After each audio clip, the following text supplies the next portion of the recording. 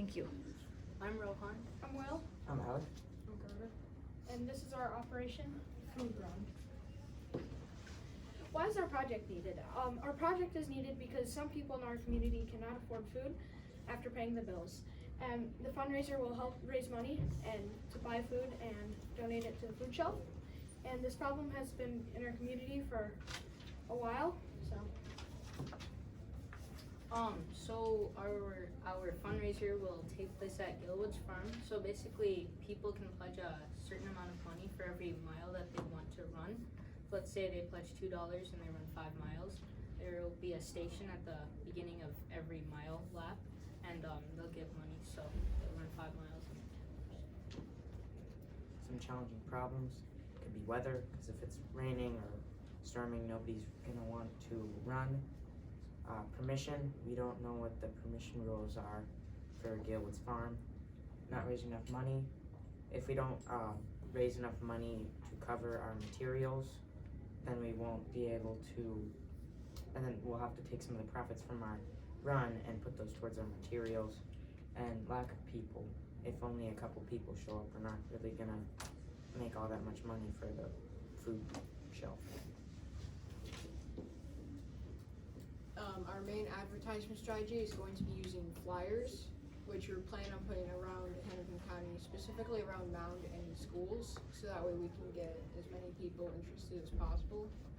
And we're hoping on getting even more people interested if we get an advertisement in a newspaper of some sorts. In total, the flyers are going to cost around $15.50 for printing and ink. We think that that'll be the most effective strategy to spread the word and get people interested about the food run. This is our poster that we designed. Total costs and requirements. What do we need? We need coolers, water, and ice, because people could obviously get thirsty after running for a while. We also need folding chairs and folding tables. What do we have? We already have the tables, the chairs, and the coolers, which is a majority of the cost, so it's not going to be as expensive as we originally estimated. And our total cost comes to around $142. And this is our budget. Our volunteer schedule and our runner schedule. At 6:30, volunteers will arrive and set things up for the runners. And at 7 o'clock, the runners are going to start to show up and run. And they will keep running until 11 o'clock. And volunteers will watch them and track their distance. And they will help if their help is needed.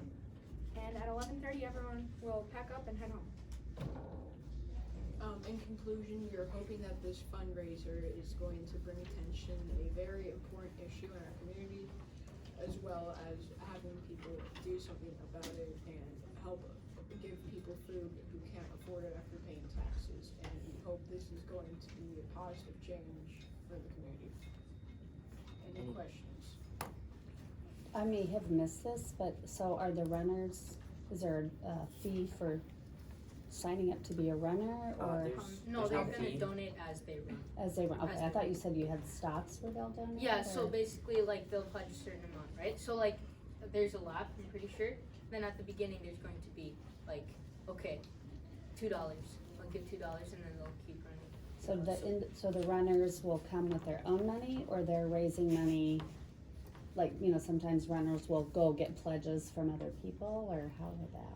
We were thinking that the runners could, it just kind of depends on them, but we were thinking probably them going around and asking for pledges, like Okay. for each Like in advance? each lap, like someone will donate $2, and more runners, then maybe like for each lap, then we'll maybe make $50, depending on Got the it. amount of runners we have. Okay, that makes sense. And then, also, I believe this is a great cause, but did you do any research that shows evidence that this is needed? And we have the food shelf here, so we assume that, but did you do any looking to say, what are the needs in our community exactly as far as people needing food? Yes, I did do some research on my own time. I looked and I saw that a lot of Mound sometimes can't afford food, and it's sometimes it's not like an everyday sort of thing. It could just happen once in a while, but I looked it up and it showed that I don't remember the exact percentage, but a good percentage of people in mounds sometimes can go hungry without for a couple days or weeks. And also the food shelf doesn't just provide for Mound, it can provide for some neighboring communities, so. Did you talk about reaching out to like the cross country team or track and field team or running groups around the area? We have not yet, but I know that Will is part of the cross country team. So, they have a designated cross-country course at Gale Woods, and so we could just set up there, I think.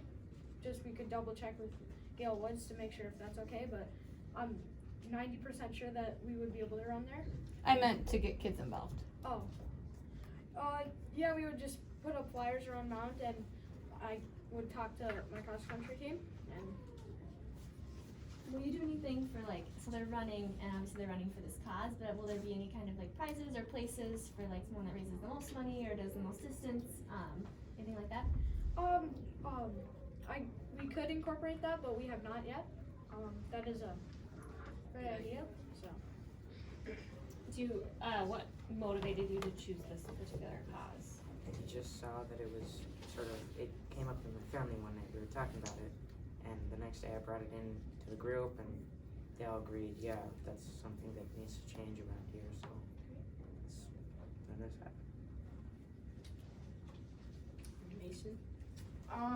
Once like people see the flyers around town, how would they communicate with you that you would be like running the event and when to do it? I know you have times on the flyers, but how would they communicate with you that they would be at that event? So Will has a put his Gmail phone on the advertisement, so they just obviously email him with any questions. Stella? So I know at a lot of like running races that you're doing like fun and things, people get like shirts when they run with that. Would that be something that's incorporated in this? And if so, like how would you? We could possibly do that, but we haven't thought of it yet. It would also cost us more money, and we don't know how much shirts are. We haven't looked into it, but it's a fair suggestion.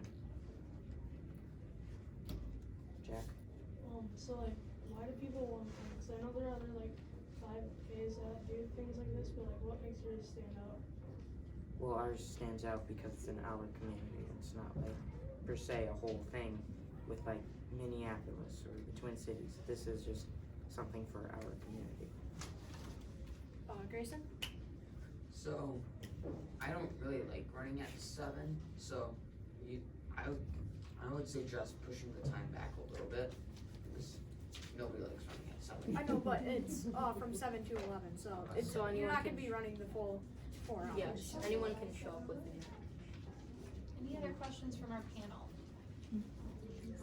I would just suggest adding a entry fee, cause then that also pays for shirts, Yeah. and then if people don't raise a lot of money, you at least have some money right there. Andrew? So, being on the cross country team, I know that we do a lot of meets up at Gale Woods and we do a lot of practices there too. Do you guys know the dates of those and do you know if it will get in the way of your run?